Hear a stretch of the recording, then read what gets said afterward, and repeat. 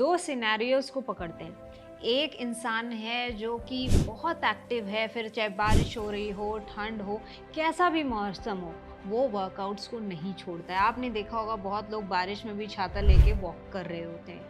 और दूसरी तरफ एक इंसान है जो जैसा भी मौसम हो, कभी भी अपने बेड को सुबह छोड़ता ही नहीं है, और अगर उस बेड को छोड़ दिया तो वो मोबाइल पे बिजी रहता है। तो अब इन दो सिनेरियो में कौन बेटर इंसान है?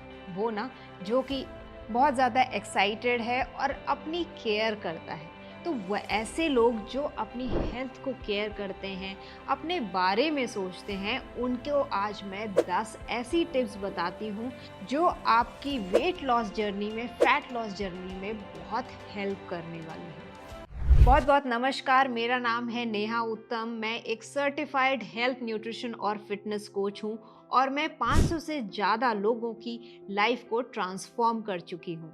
एक एवरेज ह्यूमन बॉडी में 65 टू 70% पानी होता है, और अगर हमारी बॉडी में ये पानी कम हो जाए तो हमें बहुत सारे तरह तरह की हेल्थ इश्यूज होने लगते हैं।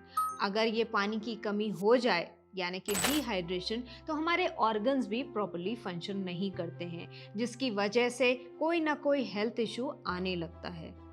टाइम एंड अगेन बहुत सारी स्टडीज़ ने भी इसको प्रूव किया है कि मेनली डिजीजेस डिहाइड्रेशन की वजह से होती हैं।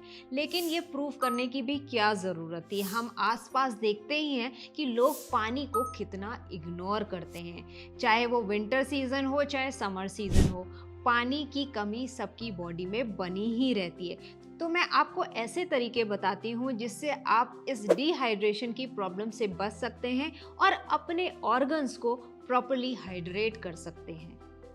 अब अगर विंटर सीजन की ही बात करें, तो विंटर में हमारी बॉडी का रेस्पिरेशन, एसिमिलेशन, यूरिनेशन सब प्रॉपर वैसे ही चलता रहता है जैसे समर सीजन में चलता रहता है। लेकिन पानी का इनटेक कम हो जाता है। क्यों? क्योंकि लोगों को प्यास ही नहीं लगती। अब प्यास नहीं लगती तो लोग पानी पीते नहीं हैं, और ऊपर से चाय और कॉफ़ी ज़्यादा पीते हैं, जिससे कि यूरिनेशन बढ़ जाता है। तो बॉडी में, ऑर्गन्स में पानी की कमी हो जाती है। सो कैसा भी सीज़न हो, आप अपनी बॉडी में पानी की कमी को कुछ इन तरीकों से पूरा कर सकते हैं। जब भी कहीं भी जाएं तो अपने साथ एक वाटर बॉटल को हमेशा रखें। चाहे मार्केट जा रहे हो, चाहे ऑफिस जा रहे हो, चाहे खेलने जा रहे हो, या बच्चे के स्कूल ही क्यों ना जा रहे हो, आपके पास अपनी वाटर बॉटल हैंडी होनी चाहिए। क्योंकि जब वो दिखेगी तो आपको अपने आप याद आएगी कि आपको पानी पीना है। विंटर के सीज़न में आप डिटॉक्स वाटर्स भी ले सकते हैं। इनफैक्ट समर सीजन्स में भी डिटॉक्स वाटर का आप यूज़ कर सकते हैं। यहाँ पे मैंने आपको डिटॉक्स वाटर की एक लिस्ट भी दे दी है। You can start your morning with a morning drink. इससे क्या होगा कि आपका मेटाबॉलिज्म अच्छा होगा और आपकी जो बॉवल मूवमेंट है वो भी अच्छा हो जाएगा। सो आप डिफरेंट टाइप्स के मॉर्निंग वाटर्स ले सकते हैं, जैसे कि जीरा और सौंफ का पानी। ये आपके डाइजेशन के लिए बहुत अच्छा होता है। आप मेथी का पानी ले सकते हैं, वो आपकी ब्लड शुगर की जो स्पाइक्स होती हैं उसको चेक में रखता है।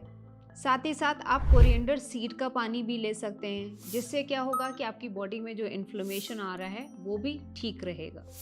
You can keep changing these water as per your liking, या फिर आप एक टाइप ऑफ पानी पे स्टिक रह सकते हैं। सेकेंड टिप इज़ कि आप ज़्यादा प्रोसेस्ड और शुगर वाला खाना ना खाएं। खास तौर से ब्रेकफास्ट में ऐसी चीज़ों को अवॉइड करें, क्योंकि ब्रेकफास्ट हमारा फर्स्ट मील होता है और हमें ऐसे टाइम पे ज़्यादा प्रोटीन रिच, अच्छा खाना, न्यूट्रिशियस खाना खाना चाहिए। और अगर आप प्रोसेस्ड फूड ज़्यादा खाएंगे तो ये आपके मेटाबॉलिज्म को हैम्पर करेगा और अल्टीमेटली आपको वेट गेन कराएगा।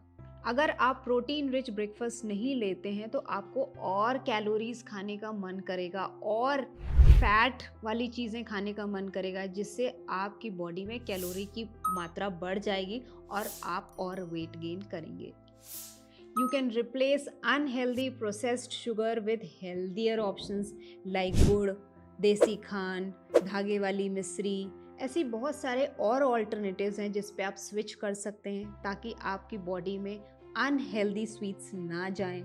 You can include dry fruits and seed in your daily meal so that आपकी बॉडी में गुड फैट्स की मात्रा बढ़े और आप न्यूट्रिशन से भरे रहें।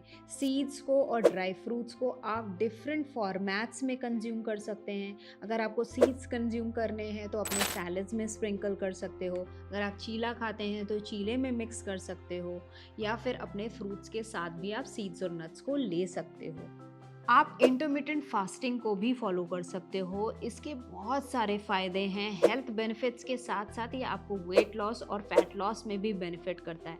इसको कैसे करना है, आपने मान लीजिए अपना लास्ट मील शाम को 6 बजे खाया, तो आप अप्रॉक्सीमेटली 16 घंटे के बाद अपना ब्रेकफास्ट करोगे।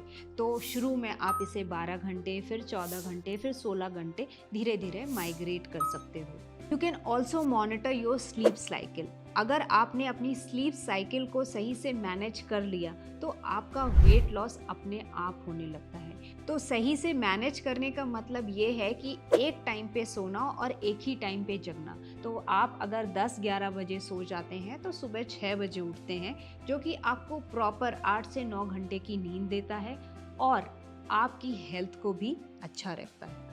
साथ ही साथ अगर आप अपनी बॉडी को एक्टिव रखते हैं, डेली मूवमेंट्स करते हैं, कहीं जाना है तो पैदल चल के जाते हैं, लिफ्ट के बदले सीढ़ियों को यूज़ करते हैं, मोबाइल पे बात करते समय वॉक करते हैं, ऐसे छोटे छोटे चेंजेस अपनी लाइफस्टाइल में लाते हैं तो आपका वेट लॉस जर्नी और भी इजी हो जाती है। तो इन सारी चीज़ों को यूज़ करिए, इनको डेली लाइफ में इंक्लूड करिए और अपने वेट लॉस की जर्नी को और भी इजी बनाइए।